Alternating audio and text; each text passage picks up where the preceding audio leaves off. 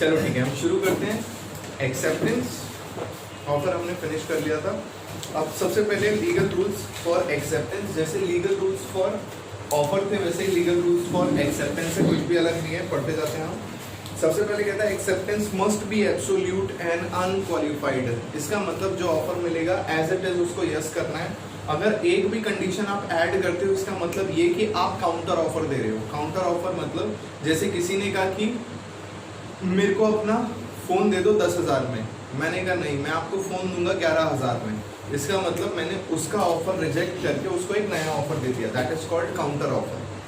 Next कहता है acceptance must be communicated. अब जिसको आपने ऑफर दिया है उसको जिसने ऑफर दिया है आपको उसको एक्सेप्टेंस भी देनी होगी। जब तक उसके पास एक्सेप्टेंस नहीं पहुंचेगी तब तक माना जाएगा कि आपने एक्सेप्टेंस नहीं दी है। फॉर एग्जाम्पल इंस्टीट्यूट ने कहा कि भाई आ जाओ एग्जाम फॉर्म भर लो, आपने सबको बता दिया मैं एग्जाम फॉर्म भर रहा हूँ, लेकिन इंस्टीट्यूट वालों को नहीं बताया। दैट मीन्स फाइल नहीं किया अपना एग्जाम फॉर्म। तो क्या आप एग्जाम दे सकते हो? नहीं दे सकते। मतलब यहाँ पे सबको बता दिया लेकिन फॉर्म नहीं भरा। नेक्स्ट कहता है मैनर ऑफ एक्सेप्टेंस। अब हमारे इंस्टीट्यूट में कहता है कि भाई या तो आप फॉर्म भर के दे दो या फिर आप ऑनलाइन फिल करके दे दो।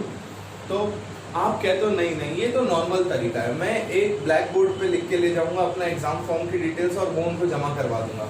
और उन्होंने कहा है पैसे सिर्फ और सिर्फ ई पेमेंट होगी या फिर ड्राफ्ट से होगी। तो आप कहते हो नहीं मैं अमीर में बड़ा आदमी, मैं चेक लगा के दूंगा। तो अगर आपने मोड ऑफ एक्सेप्टेंस को भी नहीं फॉलो किया तो भी उसे एक्सेप्टेंस नहीं माना जाएगा। आगे कहता है if there is deviation in communication of an acceptance offerer may reject such acceptance. वही बात हो गई, डेविएशन मतलब होता है चेंजेस, कि आपने जिस तरीके से बोला था कि एक्सेप्टेंस इस टाइप से करनी है, सामने वाले ने वैसी नहीं करी, आप उस एक्सेप्टेंस को कैंसिल कर सकते हो। Acceptance for offer must be made by, इसको ऑफरी करो। हाँ, एक्सेप्टेंस कौन करेगा बच्चों? हमेशा ऑफरी।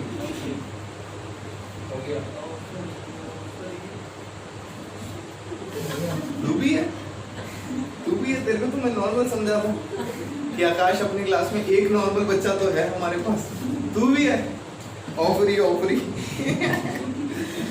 चलो नेक्स्ट चलते हैं। कहता है एक्सेप्टेंस मस्ट बी कम्युनिकेटेड। अच्छा, एक्सेप्टेंस मस्ट बी कम्युनिकेटेड का बच्चों एक केस है। ऑफर मस्ट बी कम्युनिकेटेड आपने सुना है, वैसे ही एक्सेप्टेंस मस्ट बी कम्युनिकेटेड। याद रखना एक्सेप्टेंस कब कम्युनिकेट होना जरूरी है? जब स्पेसिफिक ऑफर होगा। जनरल ऑफर में आपको एक्सेप्टेंस को नहीं देना होता। जनरल बोले तो जो पब्लिक एट लार्ज को हो रहा है वहां पे ना आपको एक्सेप्टेंस नहीं देनी होती। फॉर एग्जाम्पल मैं कहता हूँ कि सीएमए के बच्चे एग्जाम फॉर्म भरेंगे, तो ये एक स्पेसिफिक ऑफर है, ये हर एक बच्चे पे अप्लाई नहीं होता। ठीक है। सिमिलरली एक कंपनी थी, ये केस आपने सुना होगा, एक कंपनी थी जो खांसी की दवाई बनाती थी, कफ सिरप बनाती थी। तो उसने कहा था कि भाई अगर आप ये कफ सिरप पियोगे तो अगले 2 साल तक आपको कोई खांसी का नामो निशान नहीं होगा। अगर होता है तो हम आपको इतना रुपए देंगे एज कंपनसेशन या व्हाटएवर, इनाम रख दिया। एक लेडी थी बुढ़ी, उन्होंने उस दवाई को कंज्यूम किया, बाद में खांसी हो गई, केस फाइल किया। सूट फाइल करने के बाद कंपनी ने बोला सर हमने तो ऑफर दिया था पर इसने एक्सेप्ट किया, इसने हमें बताया नहीं। तो फिर कोर्ट ने बोला भाई जब आप जनरल ऑफर दे रहे हो ना, पूरी पब्लिक को दिया है, तो जिस पब्लिक ने आपकी वो पर्टिकुलर दवाई खरीदी है उस ऑफर को देख के, हर उस बंदे ने आपका ऑफर एक्सेप्ट किया है। And it is not practically possible कि आप पब्लिक के लिए अगर कोई ऑफर दे रहे हो तो एक एक बंदा आपको आके पता है। ठीक है। शादियों में हम लोगों को बुलाते हैं, जितने लोगों को बुलाते हैं सब शादी का कार्ड ले लेते हैं क्या? सब आते हैं? नहीं आते।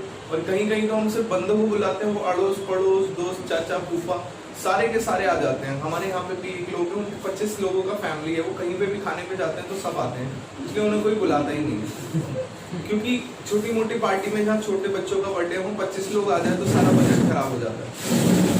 और उसके बाद 25 लोग खाने के बाद वो अपनी जेब में पन्नियां लेके अलग घूमते हैं। इसको भरवा दो पहले। ओके, तो याद रखना बच्चों, कभी भी पार्टी में जाओ 2 पन्नियां हमेशा आपके पास होनी चाहिए। हो सकता है हलवा अच्छा हो, है ना?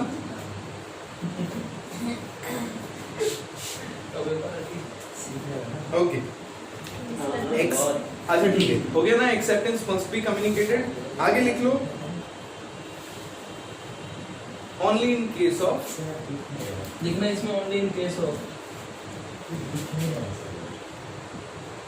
Only in case of. Phone है तेरे पास?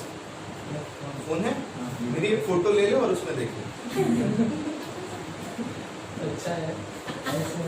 और फिर ऊपर की जेब में रख लियो, नजर के सामने, जिगर के पास। वाह वाह, क्या बात है। देखिए बच्चों, उसमें only in case of specific offer. Double sir नजर आ रहा है तो ये नहीं आ रहा है।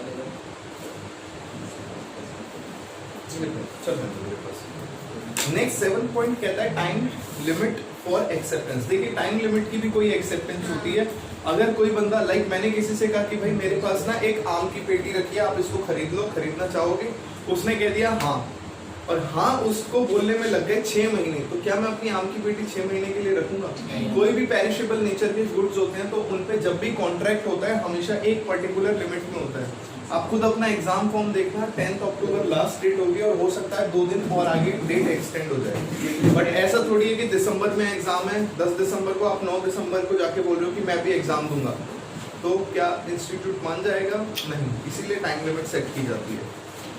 आगे कहते हैं एक्सेप्टेंस ऑफ एन ऑफर में बी एक्सप्रेस और इम्प्लाइड। ये तो ठीक है बच्चों, इस पे स्टार लगाओ। 9 पॉइंट, ये केस लॉ इससे रिलेटेड आता है, थोड़ा सा चेंज हो जाता है। ये कहता है mere silence is not acceptance of the offer. ठीक है, अगर सिर्फ इंसान शांत है तो आप ये नहीं मानोगे कि उसने आपका ऑफर एक्सेप्ट कर लिया। हमारे एग्जाम में जो आता है वो कहता है mere silence do not amounts to fraud या mere silence amounts to fraud. तो वहां पे आपको ये चीज बतानी है कि देखो फ्रॉड कब होता है ना, फ्रॉड हमेशा तब होगा जब कंसीलमेंट ऑफ फैक्ट होगा, जब आप फैक्ट्स को छुपाएंगे। और फैक्ट ऐसे होने चाहिए जो मटेरियल नेचर के होने चाहिए। आप आए मेरे पास, आपने कहा कि हमें गाड़ी खरीदनी है, मैंने कहा ये लो ये ले जाओ, गाड़ी बड़ी मस्त चलती है, उसके ब्रेक फेल थे, आप ले गए तो चली तो मस्त पर रुकी नहीं कभी, ठीक है, हो गया एक्सीडेंट। तो मैंने क्या किया, मैंने फ्रॉड किया है, पता होने के बाद भी मैंने आपसे एक चीज डिस्क्लोज नहीं करी, एक मटेरियल फैक्ट था जो नहीं बताया। तो अगर सामने वाला मेरे से कहता है कि क्या ये गाड़ी ठीक है, और मुझे पता है कि वो ठीक नहीं है और मटेरियली खराब है और मैं चुप हूँ, यहाँ पे ये चीज फ्रॉड है। लेकिन नॉर्मल केस में कोई कहता है कि भाई मैं चिप्स ले लूँ, मैं कुछ नहीं कहा, उसने चिप्स ले लिया, अब जो चिप्स उसे चाहिए थे वो नहीं निकले, तो यहाँ उसकी गलती है, यहाँ पे ये चीज़ फ्रॉड नहीं होगी।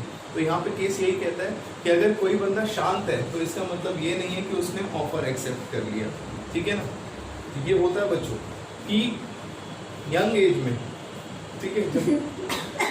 Next point is however the following 2 exceptions of the above rule. 10th point देखो, उसमें एक्सेप्शन दे रखी है, इलस्ट्रेशन से एग्जांपल दो ना, हालांकि तुम ले जाते हो इसलिए छोड़ो, एग्जांपल ही नहीं दे रहा तुम्हें। नेक्स्ट कहता है बच्चों 9th और 10th बहुत इंपॉर्टेंट है, दोनों पे स्टार लगा लेना। नेक्स्ट 11th कहता है acceptance subject to contract is not acceptance. You know what is acceptance subject to contract? इसका मतलब कि भाई तुम्हें एक्सेप्ट करना ही पड़ेगा, ठीक है ना। कॉन्ट्रैक्ट एक्सेप्ट करना ही पड़ेगा। तो ऐसा आपको पता है कि एक्सेप्टेंस करने के लिए सामने वाले का कंसेंट लेना होता है। That means he can say yes, he can say no, दोनों चीजें। ऐसा नहीं है आप किसी को ले जाओगे छत पे और छत पे खड़ा करके कहोगे यार मेरा फोन ले ले 10,000 रुपए का, वरना कूद जा मेरी छत से, मैं अपनी जगह नहीं देगा। हाँ, मुजाहिद से मेरे को बोला कि सर मेरी गर्लफ्रेंड नहीं बने, मैंने आइडिया दिया, मैंने कहा एक लड़की को पकड़ ले जा नदी के बीच में एक नाव में और उससे बोल या तो मेरा प्रपोजल एक्सेप्ट कर या फिर मेरी नाव छोड़ दे। क्या करेगी? तो पता है वो कूद जाएगी।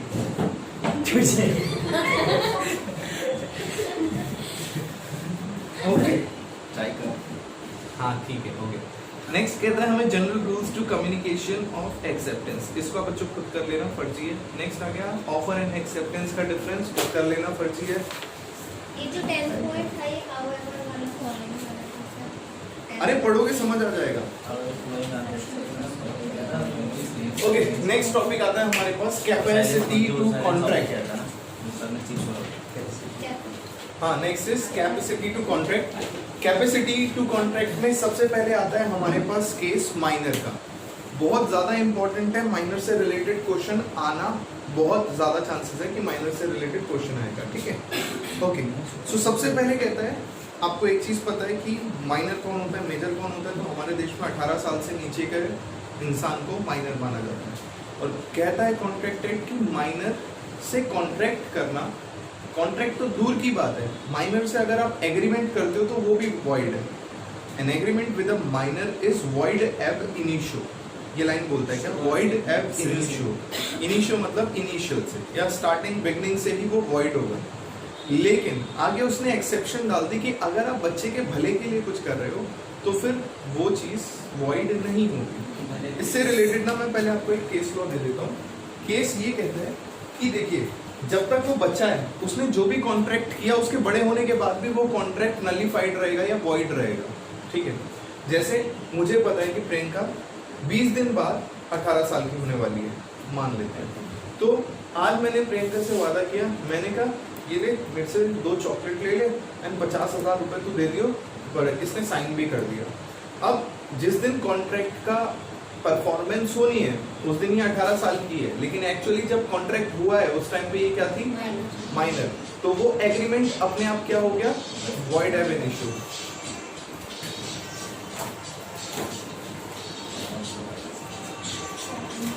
वाह, ये कौन सा फोन है, ये मतलब इतनी गंदी ट्यून इसके अंदर थी या आपने कहीं से डाउनलोड की? हाँ वही मैं कहूँ, रेडमी का फोन है ना, हाँ MI का, इतना गंदा रखते नहीं हो।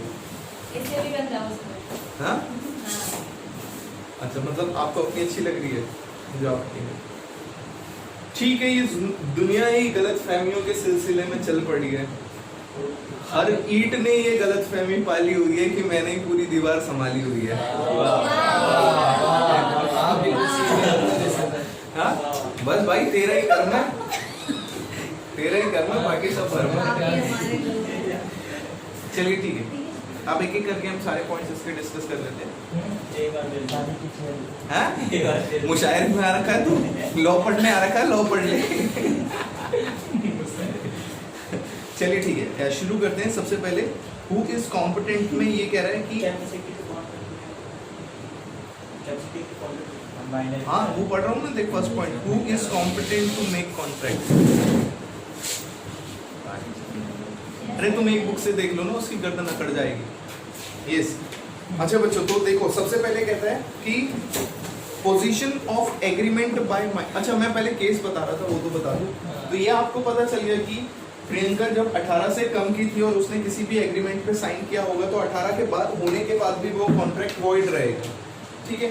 ये जनरल रूल होता है। अब इस जनरल रूल की एक्सेप्शन है। What is the general rule?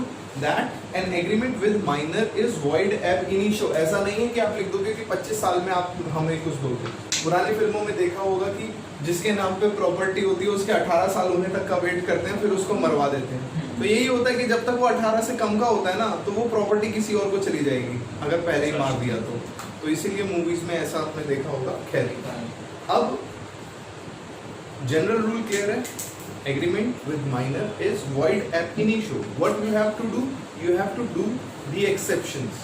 Exception कहता है कि अगर आपने किसी माइनर के माइनर होने के समय उसे कुछ सुविधाएं दी हो, सुविधाएं दी हो, अरे बोल रहे तो थे, कुछ भी ऐसी चीज जो कि बेसिक नेसेसिटी ऑफ लाइफ होती है, जीवन को जीने के लिए जो बेसिक रिक्वायरमेंट होती है, अगर आप वो प्रोवाइड करवाते हो उसको बचपन में या फिर उसके माइनॉरिटी में, तो जब वो मेजर हो जाएगा तो इट्स हिज रिस्पॉन्सिबिलिटी, वो जितना भी पैसे का या चीज का सामान लिया था वो सारी की सारी चीजें रिफंड करेगा या रिटर्न करेगा, ठीक है।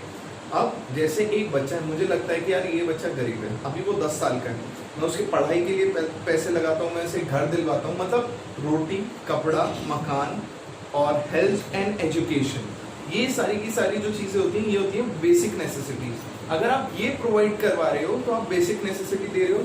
कल को वो 18 से ऊपर का हो गया, वो पैसे कमाने शुरू करता है, तो आपने जितना भी कंपनसेट किया उसको उसकी माइनॉरिटी में, तो आप वो सारा का सारा पैसा वसूल सकते हो आउट ऑफ हिज मनी और हिज प्रॉपर्टी। लेकिन अगर उस बच्चे के पास ही कुछ नहीं है तो फिर आप जबरदस्ती कुछ नहीं करवा सकते उससे, ठीक है।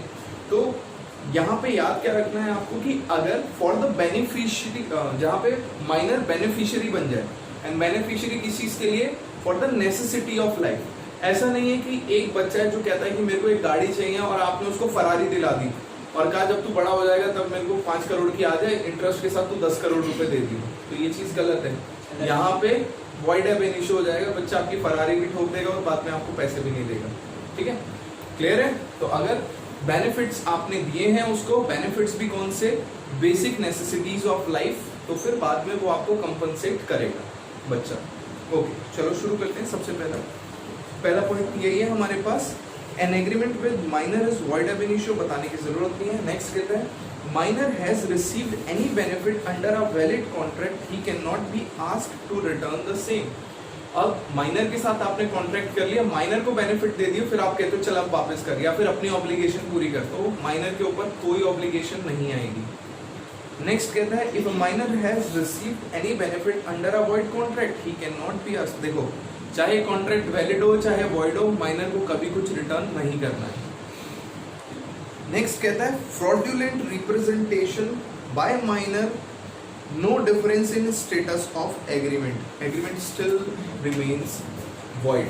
मतलब हाँ मैं समझा रहा हूँ, तो पहले ही बोल पड़ता है, मेरे को मौका तो दिया था। ठीक है, अब देखो बच्चों, मान लेते हैं कि आकाश अभी 16 साल का है, लेकिन आकाश फेस से क्योंकि दाढ़ी वाड़ी आ गई है तो लगता है थोड़ा बड़ा। तो आकाश सालों से कहता है कि आप ना मेरे को 100 रुपये दे दो, मैं कल आपको रिटर्न कर दूंगा। तो हमारे ना लॉ कहता है कि हर बंदे में समझ होनी चाहिए, और हमारे देश के नालायक से नालायक लोग होते हैं जिनकी IQ होता है ना, इंटेलिजेंस कोशेंट लेवल, वो 0 या बिलो 0 होता है, मतलब वो होता ही नहीं है। नॉर्मली कहता है जिसके साथ आप कॉन्ट्रैक्ट कर रहे हो उसके बारे में पता होना चाहिए, ऐसे आप किसी से कॉन्ट्रैक्ट करते नहीं हो। अब शालू ने ऐसे एक अंदाजा लगा दिया कि भाई इसकी दाढ़ी है, ये तो बड़ा ही होगा, इसने उसको 100 रुपये दे दिए और ये गया और 100 रुपये की टॉफी खा के आ गया, और उसके बाद जब शालू ने पैसे मांगे तो इसने कहा मैं तो बच्चा हूँ, मैं तो दूंगा ही नहीं। अब इसने फ्रॉड किया बीइंग अ माइनर, तो क्या इसको पैसे देने होंगे? तो लॉ यही कह रहा है कि भाई अगर आप किसी के साथ माइनर कॉन्ट्रैक्ट करता है, चाहे वैलिड करे, चाहे वॉइड करे, चाहे फ्रॉडुलेंटली करे, किसी भी केस में वो लायबल नहीं होगा। ये सामने वाले के ऊपर है कि उसे पता होना चाहिए कि an agreement with a minor is void ab initio. आपको पहले से ही पता होना चाहिए कि ये वॉइड एब इनिशियो है। ठीक है,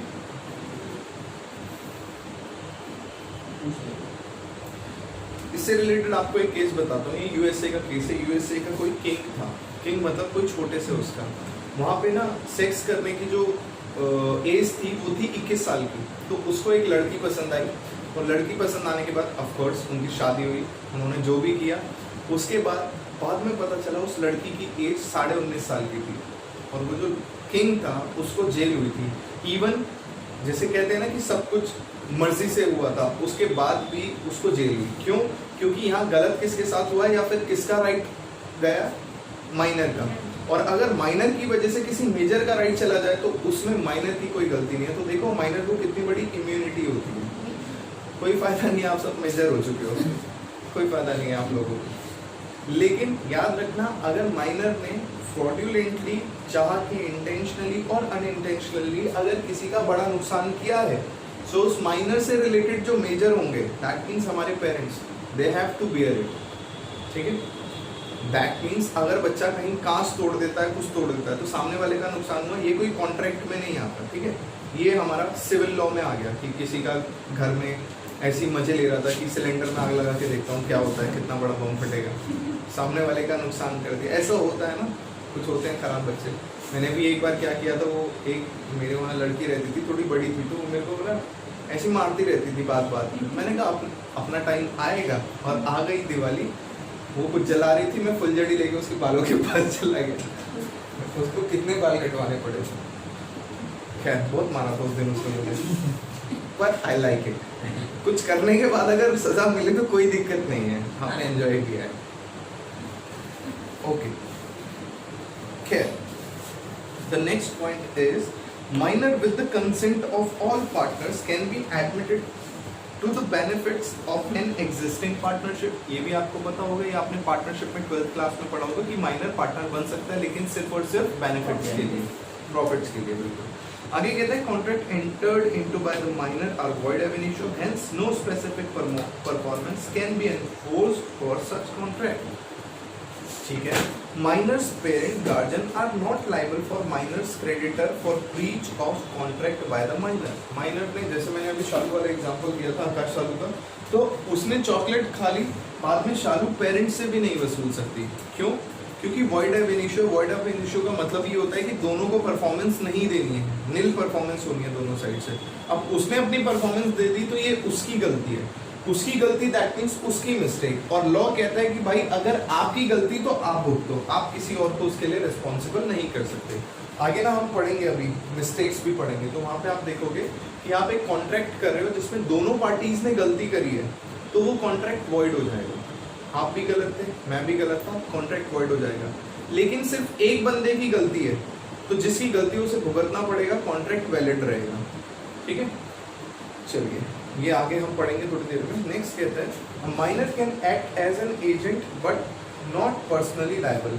एक माइनर को आप एजेंट भी बना सकते हो, लेकिन वो पर्सनली लायबल नहीं होगा। ये याद करने की जरूरत ही है, नॉर्मल से तो बात है। A minor cannot become a shareholder of company except when the shares are fully paid up. अच्छा, अब ये क्या बोला इसने? शेयर्स जब fully paid up होंगे उसके बाद ही आप एक माइनर को शेयर दे सकते हो। आपने पढ़ा है ना कि कंपनी में जो लिमिटेड लाइबिलिटीज होती है कंपनी, वो लिमिटेड लाइबिलिटी कितना होता है? Up to unpaid share capital. तो एक शेयर पे 10 रुपए का शेयर, अगर वो 9 रुपए भी पेड अप है ना, तो 1 रुपए से अनपेड है। तो दैट मीन्स 1 रुपए की ऑब्लिगेशन उस शेयर के अगेंस्ट बनी हुई है। जब 1 रुपए की लायबिलिटी बनी हुई है तो अभी तक आप उसे फॉर बेनिफिट्स नहीं बोल सकते। जब तक वो पूरा पेड अप नहीं होगा ना, तब तक उस पर ऑब्लिगेशन रहेगी। जब तक ऑब्लिगेशन रहेगी तब तक आप बच्चे के नाम पे उस शेयर को नहीं कर सकते। जो शेयर्स होते हैं, शेयर्स कंपनी के केस में, company is limited liability. Limited liability किस तरीके से होती है? Up to the unpaid capital, किसी भी शेयर पे। तो जो अनपेड कैपिटल जब तक रहेगा, इसका मतलब शेयर के अगेंस्ट ऑब्लिगेशन है पे करने की। तो जब तक ऑब्लिगेशन टू पे रहेगी तब तक आप किसी माइनर के नाम पे नहीं कर सकते, क्योंकि माइनर के नाम पे होते ही माइनर पे ऑब्लिगेशन आ जाएगी पे करने की, और कोई भी कॉन्ट्रैक्ट माइनर पे ऑब्लिगेशन लगा ही नहीं सकता। इतने पॉइंट्स में हमने यही पढ़ा। फुली पेड अप आप कर सकते हो बच्चे के नाम पे। चलिए आगे बढ़ते हैं। कहता है a minor can not be adjudicated as insolvent. Minor को आप इंसॉल्वेंट भी नहीं बोल सकते। कैन एंटर, एडजुडिकेटेड मतलब जब सुनवाई होती है और कोर्ट वो करता है। नेक्स्ट कहता है can not enter into apprenticeship, service, education etcetera. बच्चों को आप ट्रेनिंग पे नहीं रख सकते, एज अ ट्रेनिंग नहीं रख सकते। आपको ऐसे ना बहुत सारे केस हुए, जैसे CA में करते हैं ना बच्चे, तो बहुत सारे बच्चे होते हैं जो बहुत स्मार्ट होते हैं, तो 17 साल में 16 साल में 12th कर लेते हैं, और उसके बाद ग्रेजुएशन से पहले ही मतलब 17.5 साल में उन्होंने अपना CA भी निकाल लिया। ऐसे लोग होते हैं। ठीक है, मैं एक बंदे को जानता हूँ, ऐसे हमारे ग्रुप का ही था। तो जब 18.5 का उसने क्लियर किया था तो उसको इंस्टीट्यूट ने डिग्री नहीं दी थी, क्योंकि इंस्टीट्यूट ने बोला बेटा तू अभी माइनर है, जिस दिन मेजर हो जाएगा उस दिन तेरे नाम पे डिग्री जनरेट होगी। इवन आप कितने भी स्मार्ट हो, कोई भी बच्चा कितना स्मार्ट हो, 18 से पहले अगर वो ग्रेजुएशन कर भी लेगा या कुछ भी कर लेगा, उसको डिग्री उसके 18 होने के बाद ही मिलेगी या उसके बाद ही वैलिड होगी। ठीक है, अब कहने की बातें हैं कि मतलब लॉ बना रखा है, क्योंकि डिग्री से हो सकता है वो जॉब करता है या प्रैक्टिस करता है। जॉब के लिए आपको पता है आपको अपने एम्प्लॉयर के साथ एक कॉन्ट्रैक्ट में आना पड़ेगा, और जब तक वो 18 साल का नहीं है वो कॉन्ट्रैक्ट में नहीं आ सकता, किसी भी टाइप के कॉन्ट्रैक्ट में नहीं आ सकता। ठीक है, चलिए ये भी खत्म हो गया। ऐसी मेरे घर वालों ने ताना मारा था, तब मैं 19 साल का था और फर्स्ट ईयर में था। 19 साल में मैं फर्स्ट ईयर में था, और वो कहाँ। लेकिन जो आर्मी की फॉर्म निकलते हैं उसमें जनरल नोटिफिकेशन 17.5 से 21 साल की एज होती है। वो ना कुछ स्पेसिफिक चीजें होती हैं, और उसमें भी कुछ प्रोबेशन का पीरियड होता है, वो डायरेक्टली नहीं रखते, वो प्रोबेशन के बाद ही रखते हैं, मतलब ट्रेनिंग देते हैं, और उसके बाद 18 के बाद ही रखते हैं। मतलब बहुत सारी चीजें होती हैं। आगे बढ़ते हैं बच्चों। आगे कहते हैं guarantee for and by minor. क्या माइनर की कोई गारंटी ले सकता है? तो कहता है माइनर की गारंटी तो ली जा सकती है, लेकिन माइनर किसी की गारंटी नहीं लेगा। और आपको पता है अगर कोई किसी बंदे की गारंटी लेता है तो सामने वाले ने अगर नॉन पेमेंट कर दिया तो जो गारंटर होगा उसको पैसा पे करना पड़ेगा जो श्योरिटी होगा। तो माइनर श्योरिटी नहीं बन सकता, क्योंकि श्योरिटी बनना या गारंटर बनना अपने आप में आपको एक ऑब्लिगेशन दे देता है। नेक्स्ट कहता है minor as trade union member. बच्चों फर्जी है, खुद पढ़ लेना। अब आ जाते हैं हम एक्सेप्शंस पे। तो मैंने आपको बोला है कि पूरे लॉ में जहां जहां एक्सेप्शंस मिलेगी उसको पढ़ना बहुत जरूरी है। जनरल रूल या डायरेक्ट लॉ कभी भी नहीं पूछता आपसे, हमेशा सिर्फ और सिर्फ एक्सेप्शंस पूछता है। ओके, तो सबसे पहले कहता है exceptions, what is these exceptions are. Rule हमारा था कि an agreement with minor is void ab initio. आगे हम जो भी पढ़ रहे हैं उसमें माइनर के साथ एग्रीमेंट वैलिड होगा, वॉइड नहीं होगा। सबसे पहले कहता है contract for the benefits of minor. ये वही है जो मैंने बता दिया, और जहां पे बेनिफिट्स लिखे हैं वहां पे लिख दो बच्चों बेसिक नेसेसिटीज। उस वर्ड को अंडरलाइन करके बेनिफिट्स को बेसिक नेसेसिटीज कर देना। चार चीजें बताइए। बेसिक नेसेसिटी में आगे लिख लो फूड, क्लोथ, शेड, हाँ, हेल्थ एंड एजुकेशन। शेड मतलब घर ही। हाँ, अच्छा, हाँ, शेड मतलब छत। तो ये होता है रोटी, कपड़ा, मकान, स्वास्थ्य, शिक्षा। ठीक है, चलिए आगे चलते हैं। पढ़ाई का नहीं आएगा इसमें। बेटा एजुकेशन क्या होता है? शिक्षा होती है ना। एजुकेशन में बोला आपने। सही समय पे ली होती तो ये दिक्कत ना इसमें होती। एजुकेशन में नहीं, मैंने एजुकेशन में सुना।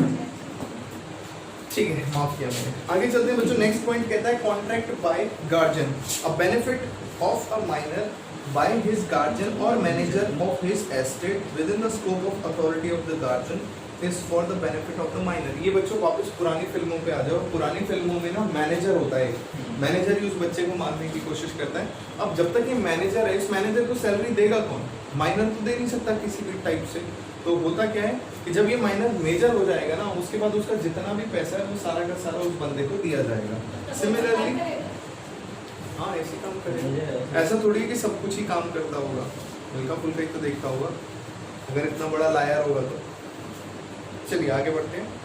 ये नेक्स्ट कहता है बच्चों contract of supply of necessary. ये आप देख लो भाई, आ गया food, clothes, shed, bed, shelter, shoes, medicine etcetera. ये खुद पढ़ लेना, वही चीजें जो मैंने समझा दी। आगे बढ़ते हैं। तो हम पढ़ रहे थे, हमारा टॉपिक क्या था? हमारा टॉपिक है नॉट माइनर, हमारा टॉपिक है कैपेसिटी। तो कॉन्ट्रैक्ट की कौन लोग कॉन्ट्रैक्ट कर सकते हैं, जिसमें सबसे पहले था माइनर, और हमने पढ़ लिया कि माइनर कॉन्ट्रैक्ट नहीं कर सकता। सेकंड आता है a person with unsound mind. अब बच्चों अनसाउंड माइंड के भी ना अलग अलग टाइप के लोग होते हैं। अनसाउंड माइंड में कहता है lunatic, idiot, drunken and intoxicated। जिसने किसी भी प्रकार का नशा किया हुआ है। टॉक्सिक मीन्स नशीला पदार्थ का सेवन करना। ठीक है, यस। अच्छा बच्चों, अब सबसे पहले तो ये चीज आपको एक चीज बताता हूँ कि साइकोलॉजिकली ना हम सारे के सारे लोग में एक टाइप का पागलपन होता है।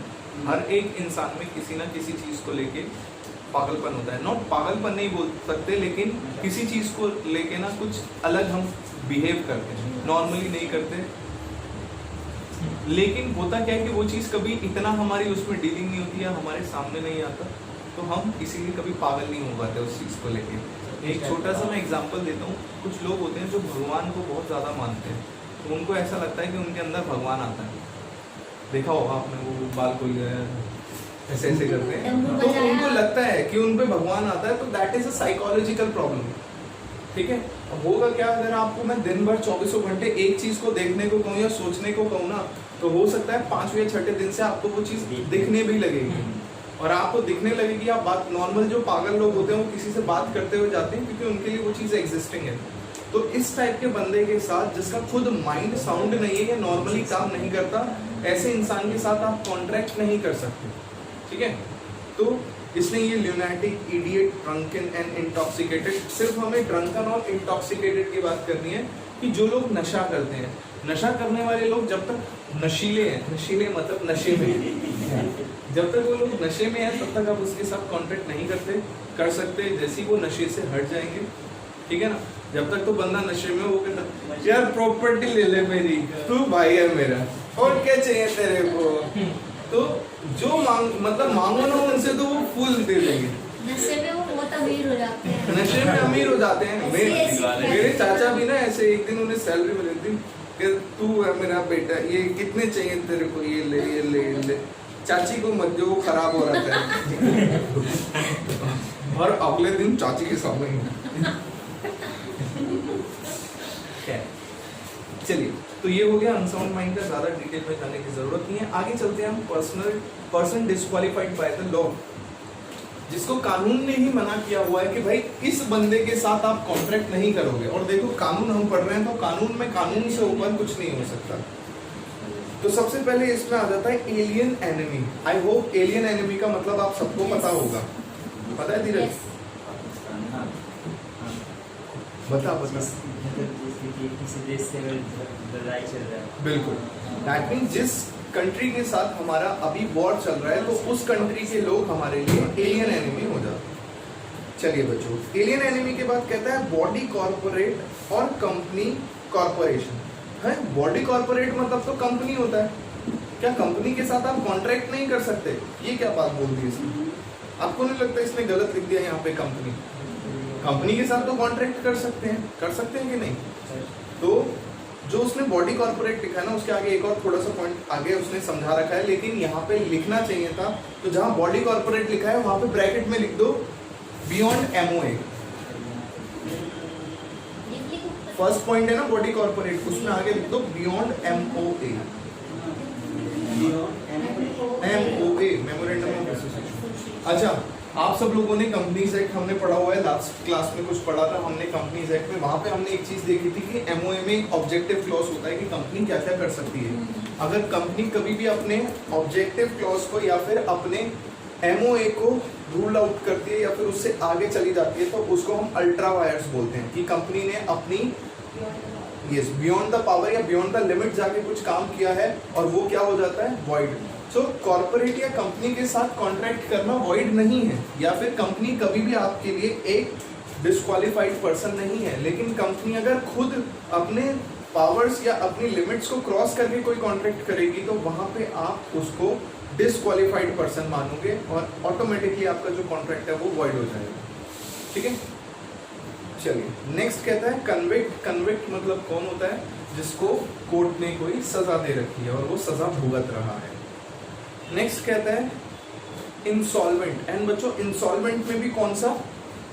वही लिख लो अनडिस्चार्ज। अनडिस्चार्ज मतलब कोर्ट ने बोल दिया कि भाई ये तो इंसॉल्वेंट है, लेकिन अभी भी उसके हिस्से की जो भी पेमेंट होनी है या फिर जो भी उसके डेट्स जाने हैं वो सारे के सारे नहीं गए। एक बार उसने अपने डेट्स पे कर दिए, वो वापस शुद्ध इंसान बन गया, सॉल्वेंट हो गया और फिर वो नॉर्मल कॉन्ट्रैक्ट कर सकता है। यस, चलिए बच्चों नेक्स्ट आते हैं हम। नेक्स्ट देखो सबसे नीचे ना आपको एक लाइन कही है उसने, the third party of contract can not sue or a stranger to a contract can not sue. ठीक है बच्चों, इस कॉन्सेप्ट को हम बोलते हैं प्रिविटी ऑफ कॉन्ट्रैक्ट। हाँ ये देखो नीचे लिखा है ना, doctrine of privities of contract. Doctrine of privities of contract का मतलब होता है कि जो भी पार्टीज ऑफ कॉन्ट्रैक्ट है वही एक दूसरे को स्यू कर सकती है और एक दूसरे से स्यू हो सकती है। सिंपल सी बात है ना, दो बंदों का कॉन्ट्रैक्ट था, एक ने अपनी ऑब्लिगेशन पूरी नहीं करी, ठीक है। सुभाष घई ने शाहरुख खान के साथ कहा कि तुम मेरी फिल्म करो, शाहरुख खान ने फिल्म नहीं करी और तुम पहुंच गए सुभाष घई का केस लड़ने। तुमने कहा हाँ इसके अगेंस्ट कंप्लेंट करो, इसको स्यू करो शाहरुख को, इसने आपकी मूवी कैसे नहीं करी, मैं बताता हूँ इसको। तो होता है ना, कभी कभी होता है दो लोगों की फाइट में तीसरा बंदा ज्यादा वो कहता है तूने ऐसे कैसे कर दिया। सो कॉन्ट्रैक्ट के केस में यही कहता है कि आप कभी भी दो बंदों के केस में बीच में नहीं जाओगे, या थर्ड पार्टी इररेलेवेंट हो जाती है, कभी भी इंपॉर्टेंट नहीं होती। इसको बोलते हैं प्रिविटी ऑफ कॉन्ट्रैक्ट। सही बात है, सिंपल बात है। लेकिन अपने को करने इसके एक्सेप्शन कि जहां पे दो बंदे का कॉन्ट्रैक्ट है, कुछ गलत इन दोनों के साथ हुआ है, लेकिन केस कोई थर्ड पर्सन कर रहा है या केस किसी थर्ड पर्सन पे हो रहा है। इसका सबसे पहला एग्जांपल है हमारा जो ट्रस्ट एंड बेनिफिशियरी होता है। ट्रस्ट एंड बेनिफिशियरी बच्चों मान लो मेरी एक एनजीओ है, मैंने अपनी एनजीओ में बहुत सारे गरीब बच्चों को रखा हुआ है। मैंने मैकडी के साथ कॉन्ट्रैक्ट किया कि भाई अगले महीने तक तुम डेली यहाँ पे बर्गर भेजो। डेली उसने बर्गर भेजे। मेरा कॉन्ट्रैक्ट किसके साथ है? मेरा और मैकडी का, हम दोनों की वो है। अब मैं विदेश चला गया, वो बर्गर खाने के बाद यहाँ पे बच्चों को फूड पॉइजनिंग हो गई, तो क्या आप सबके पास ये राइट है कि आप उसको स्यू कर सकते हो? ऑफ कोर्स है भाई, आपके साथ गलत हुआ है। Even you are not the party of contract. देखो याद रखो, कभी भी किसी के साथ गलत होगा तो वहां पे उसके पास पावर होगी, एक राइट मिलेगा सामने वाले के अगेंस्ट एक्शन लेने का। So even though you are not the party of the contract, but still you can take any decision, you can sue that person. क्यों? क्योंकि यहाँ पे आप बेनिफिशियरी थे। याद रखना, जहां बेनिफिशियरी होगा उसको राइट मिलेगा अगर उसके साथ कुछ गलत हुआ तो। बेनिफिशियरी जैसे मेरा ट्रस्ट था, तो सारे के सारे ट्रस्ट में जो बच्चे होते हैं वो बेनिफिशियरी होते हैं। ठीक है, क्लियर है बच्चों? पहला केस। दूसरा केस होता है बच्चों शादी का, मैरिज एग्रीमेंट्स। मैरिज एग्रीमेंट में शादी, marriage is an agreement between husband and wife. ठीक है, लेकिन आपने सुना होगा कि कभी कभी जब लड़ाई हो जाती है, दहेज का मामला होता है, तो लड़का अपनी पूरी फैमिली के साथ जेल में चला जाता है। जब कंपनसेशन करने की बात आती है तो कभी कभी लड़के के पापा को भी अपनी प्रॉपर्टी से कुछ दे देना पड़ता है। तो ये क्या कहता है? ये भी प्रिविटी ऑफ कॉन्ट्रैक्ट है। इवन एग्रीमेंट हस्बैंड और वाइफ का है, लेकिन फैमिलीज भी ऑटोमेटिकली जुड़ जाती है। नेक्स्ट कहते हैं हमसे acknowledgement of liability. Acknowledgement of liability का मतलब क्या है कि मेरा और आकाश, हम दोनों का कॉन्ट्रैक्ट था। आकाश को कुछ 100 रुपए देने थे। इतने में इतिका आई। इतिका ने कहा नहीं सर, उसमें से तो 50 मुझे भी देने हैं। खुद आके अपने आप को एक्नॉलेज करके गई लाइबिलिटी के लिए। इवन कॉन्ट्रैक्ट में अभी भी इसका नाम नहीं है, लेकिन सामने से जब उसने कहा, अपने आप को एक्नॉलेज किया, तो वो ऑटोमेटिकली पार्टी ऑफ कॉन्ट्रैक्ट बन गई। अब अगर ये पैसे नहीं देगी तो मेरे पास पावर रहेगी इसको स्यू करने की। इवन ये थर्ड पार्टी है, पार्टी ऑफ कॉन्ट्रैक्ट नहीं है। ठीक है, एग्जैक्टली। क्यों नहीं होता? मान ले तू और मैं कुछ खरीदने जा रहे हैं, ठीक है, 100 रुपए की चीज है, तो तू वहां पे कह देता है कि सर इनसे 60 रुपए ले लो, बाकी 40 मैं दूंगा, तो क्या वो तेरे से नहीं वसूलेगा? तो नेक्स्ट कहता है assignment of contract. Assignment of contract में कि जब आप अपने हिस्से का काम किसी और को दे देते हो जो कि थर्ड पार्टी है, आप वो थर्ड पार्टी फिर से काम ठीक नहीं करेगी, तो आप उस थर्ड पार्टी के अगेंस्ट भी एक्शन ले सकते हो। नेक्स्ट कहता है contract entered through an agent. आप एजेंट के साथ कॉन्ट्रैक्ट करते हो, लेकिन हर बार लायबल कौन होता है? प्रिंसिपल। नेक्स्ट कहता है, इसको छोड़ दो, आगे चलते हैं बच्चों कंसिडरेशन पे। नहीं उसको छोड़ दे, वो है नहीं कुछ काम। काम तो क्या है, सही बोल तो मुझे नहीं पता क्या है वो। चलो ठीक है, इट्स नॉट इम्पोर्टेंट। कंसिडरेशन पे आते हैं बच्चों। कंसिडरेशन पे लिखा है पहला line, consideration is quid pro क्यो, समथिंग इन रिटर्न। जो भी चीज बदले में मिले वो कंसिडरेशन है। एंड बदले में दो ही चीज मिलती है, आइदर परफॉर्मेंस और मनी। या तो पैसा मिलेगा या फिर परफॉर्मेंस मिलेगी। और गुड्स, मनी और सर्विस। तो गुड्स भी मिल सकती है, सर्विस भी मिल सकता है और पैसा भी मिल सकता है। ओके, तो ये कहता है कि कोई भी कॉन्ट्रैक्ट बिना कंसिडरेशन के हो ही नहीं सकता। क्यों? हमने कहा था offer plus acceptance equals to promise. Promise plus consideration equals to an agreement plus enforceability is equals to contract. That means contract बनने के लिए पहले एग्रीमेंट होना जरूरी है, और एग्रीमेंट बनने के लिए पहले कंसिडरेशन जरूरी है। अगर आप कंसिडरेशन ही हटा दोगे तो दैट मीन्स आपने इंसान से उसकी आत्मा हटा दी। अब ये इंसान कैसे उठ के डांस करेगा? कर ही नहीं सकता। तो नाचने के लिए उसमें जान होनी जरूरी है। अब कभी कभी कहता है कि कंसिडरेशन के बिना भी कॉन्ट्रैक्ट हो जाता है। याद रखना बच्चों, जनरल रूल क्या है? कंसिडरेशन कहता है जनरल रूल में हमारे पास नो कंसिडरेशन नो कॉन्ट्रैक्ट। ठीक है, देख रहे हो attitude, no consideration no contract. क्या एटीट्यूड है? What is this? लेकिन there are certain exceptions and once again you have to focus on the exceptions. चलिए बच्चों, सबसे पहले कहता है legal rule for a valid consideration. फर्जी पॉइंट है सारे। Consideration must be move at the desire of promisor. Promisor मतलब जो ऑफरर होगा ना, वो बताएगा कि भाई 10,000 रुपए आप इसके बदले पे करोगे, इस तरीके से दोगे, और इस टाइम पे दोगे। दैट मीन्स जो प्रोमिसर होगा उसके कहने पे कंसिडरेशन दी जाएगी। नेक्स्ट कहते हैं consideration may move from promisee, लिखो प्रोमिसी और any person who is not the party of contract. ऐसा हो सकता है बच्चों कि जैसे प्रोमिस ही देगा कंसिडरेशन, लेकिन कभी कभी जैसे मैं प्रोमिसी हूँ, मैं यहाँ पे हूँ नहीं, मैं कहता हूँ कि भाई मेरे हिस्से का रेंट मुजाहिद दे देगा, तो थर्ड पार्टी है वो भी कंसिडरेशन दे सकता है। कॉन्सेप्ट ये कहता है कि जो प्रोमिसर है उसे कंसिडरेशन मिलनी चाहिए, बस कोई भी दे। आगे कहता है consideration must B may be past present और फ्यूचर। ऐसा भी हो सकता है हमने कोई पैसे दे रखे हों, ऐसा भी हो सकता है दे रहे हों, और ऐसा भी हो सकता है कि फ्यूचर में देंगे। तो कंसिडरेशन कैसे भी हो सकती है। Consideration should be real not illusory, और illusory consideration renders to transaction void, consideration is not valid.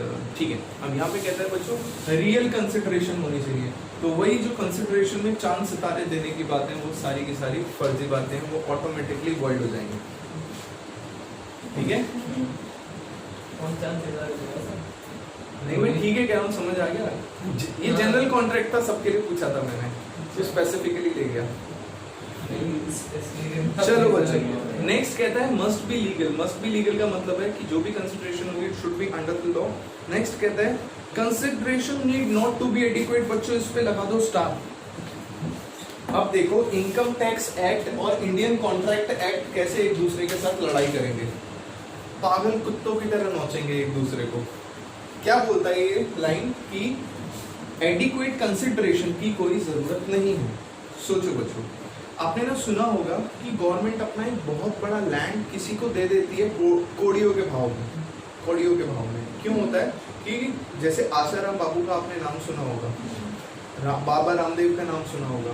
तो आसाराम बापू या बाबा रामदेव हो गए, ये लोग अच्छा काम भी करते थे, साइड बाय साइड करते नहीं थे लेकिन दिखाते थे। ठीक है, तो अब गवर्नमेंट ने इन्हें 1 एकड़ प्रॉपर्टी, सोचो 1 एकड़ प्रॉपर्टी दे दी मात्र 50,000 रुपए की। ठीक है, क्या ये सही किया कि नहीं किया? ये तो बहुत गलत है, आप लोगों को लगता है गलत है, लेकिन जो पार्टी ऑफ कॉन्ट्रैक्ट है वो दोनों की दोनों इस बात पे अपना कंसेंट दे रही है कि भाई ठीक है मैं अपनी 1 एकड़ प्रॉपर्टी आपको इस अमाउंट में दे रहा हूँ और आप मेरे को पैसे दे रहे हो। जब वो दोनों रेडी है ना, तो थर्ड पर्सन को कुछ भी फील हो कोई फर्क नहीं पड़ता।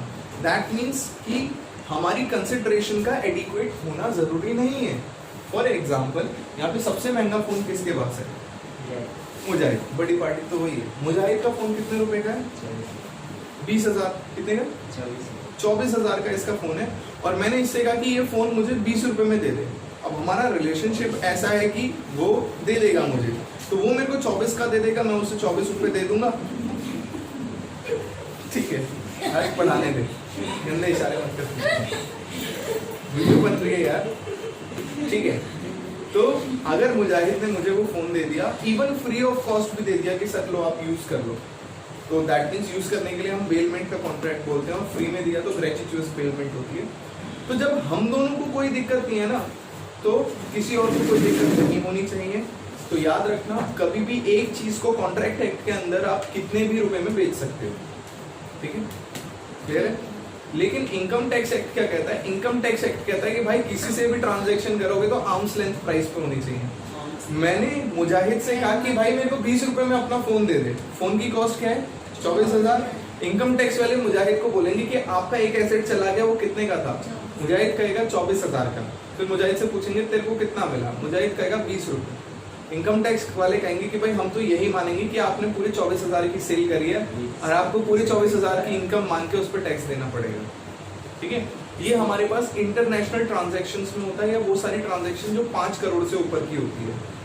ठीक है, उस केस में ऐसा होता है, क्योंकि बड़ी बड़ी प्रॉपर्टी लोग टैक्स कम भरना पड़े इसलिए दिखा देते हैं और बाकी ब्लैक में पैसा ले लेते हैं। इवन प्रॉपर्टी के केस में तो ऐसा होता ही होता है कि रजिस्ट्री दिखा रहे हैं हम 35 लाख रुपए की और पे कर रहे हैं 50 लाख रुपए। तो जो गवर्नमेंट होती है वो उसे फर्क नहीं पड़ता इस पॉइंट से, सॉरी इनकम टैक्स अथॉरिटी को फर्क नहीं पड़ता कि consideration need not to be adequate. वो कहता है कि अगर 100 रुपए की चीज है तो हम तो 100 रुपए पे टैक्स वसूलेंगे। आप चाहे उसे फ्री ऑफ कॉस्ट दे दो, आप चाहे उसे 10 रुपए में दो, चाहे महंगा दो। महंगा दो तो महंगा ले लेंगे, वरना हम 100 रुपए पे तो लेंगे ही लेंगे। तो इस तरीके से इनकम टैक्स एक्ट और इसमें थोड़ा सा कॉन्ट्राडिक्शन हो जाता है, विवादास्पद चीजें हो जाती हैं इनके बीच में।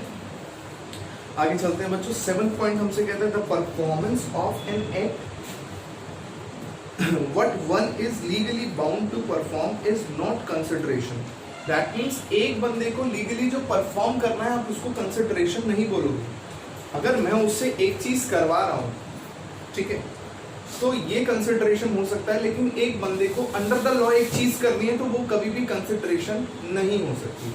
फॉर एग्जाम्पल मैं कहता हूँ कि भाई नेशनल एंथम बज रहा है और मैं खड़ा हो रहा हूँ तो मुझे पैसे दे। आपको पता है हमारे देश का रूल क्या है, नेशनल एंथम बजते ही आपको अपनी पोजीशन पे खड़ा हो जाना है। तो अगर आप नेशनल एंथम पे खड़े होने को भी किसी से पैसे ले रहे हो तो इसको आप कंसिडरेशन नहीं मान सकते। क्यों? क्योंकि you are doing your legal duty.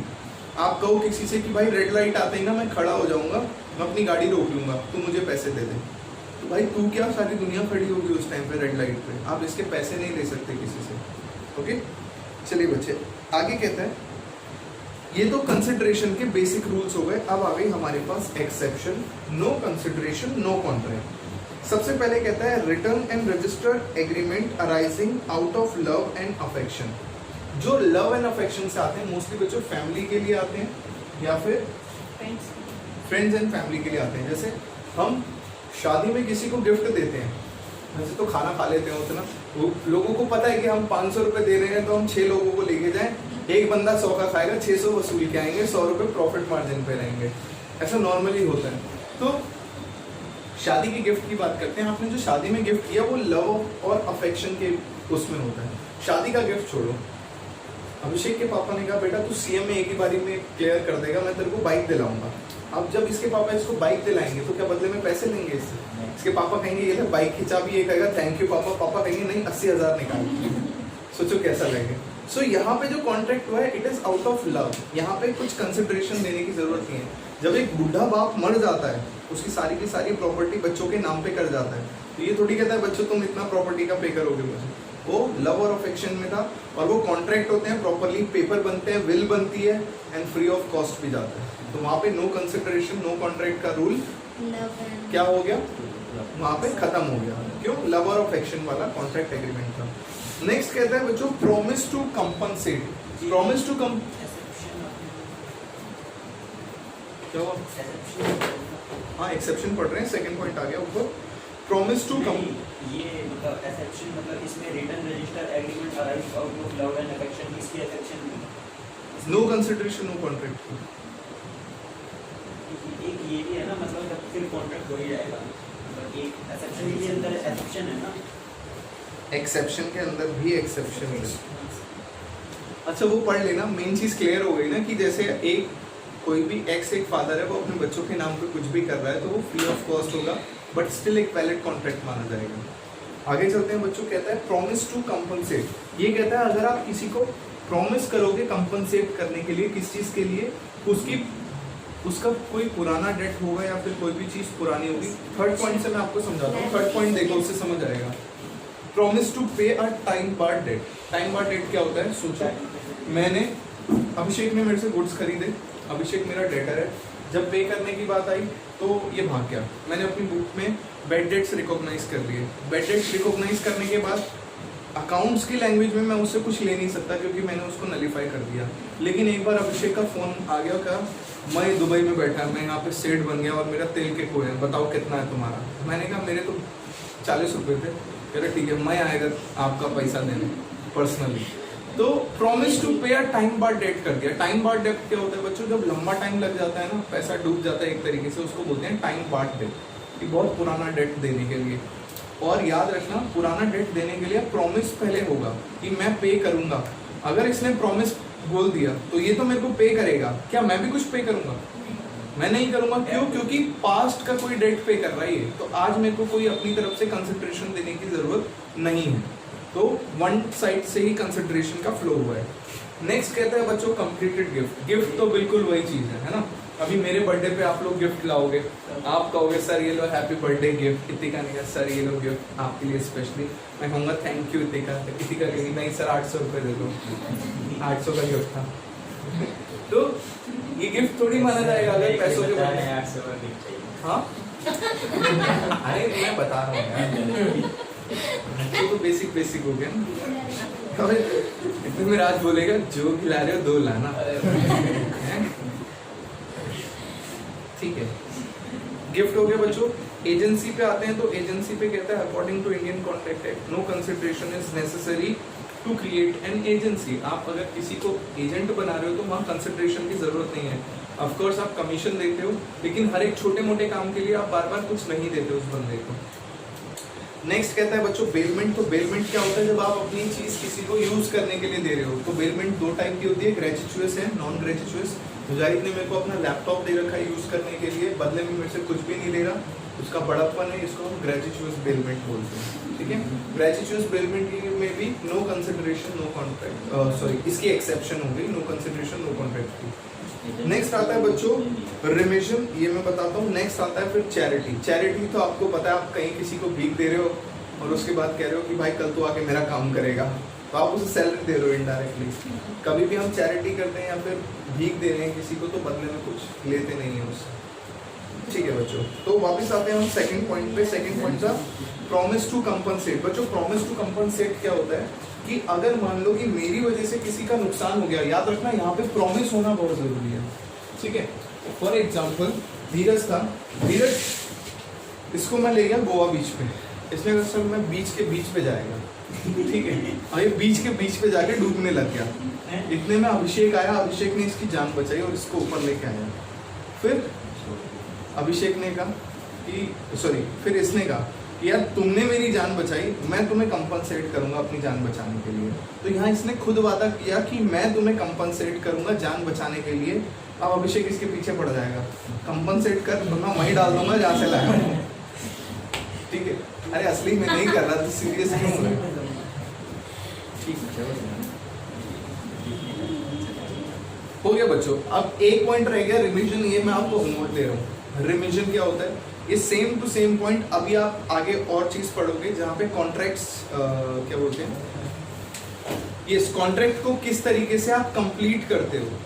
ठीक है, क्या बोलते हैं उसको,